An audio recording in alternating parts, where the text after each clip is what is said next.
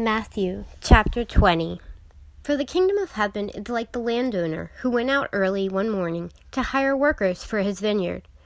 He agreed to pay the normal daily wage and sent them out to work.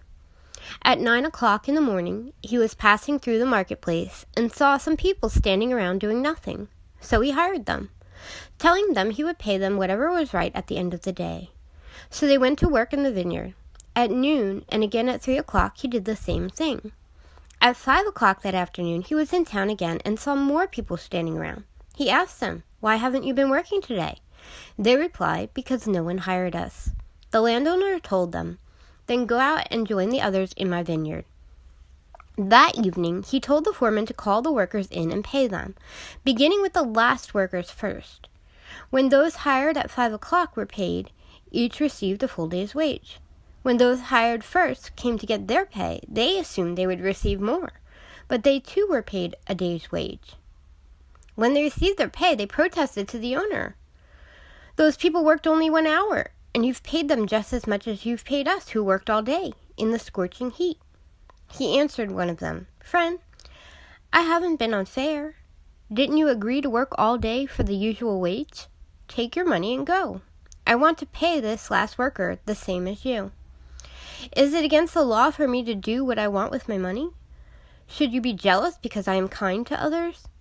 So those who are last now will be first then, and those who are first will be last."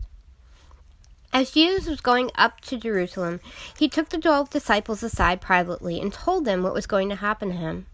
"Listen," he said, "we're going up to Jerusalem, where the Son of Man will be betrayed to the leading priests and teachers of religious law. They will sentence him to die.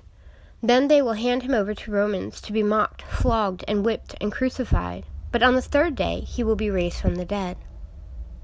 Then the mother of James and John, the sons of Zebedee, came to Jesus with her sons.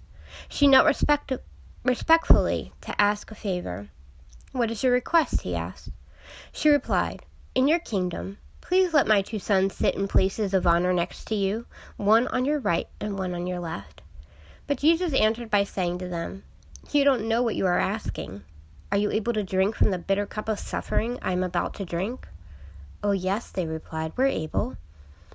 Jesus told them, "You will indeed drink from my bitter cup, but I have no right to say who will sit on my right or my left.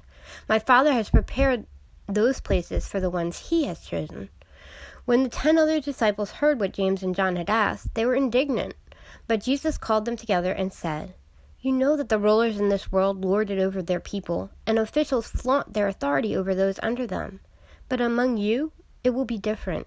Whoever wants to be a leader among you must be your servant, and whoever wants to be first among you must become your slave. For even the Son of Man came not to be served, but to serve others, and to give his life as a ransom for many." As Jesus and the disciples left to the town of Jericho, a large crowd followed behind. 2 blind men were sitting beside the road. When they heard that Jesus was coming that way, they began shouting, "Lord, Son of David, have mercy on us." "Be quiet," the crowd yelled at them. But they only shouted louder, "Lord, Son of David, have mercy on us." When Jesus heard them, he stopped and called, "What do you want me to do for you?"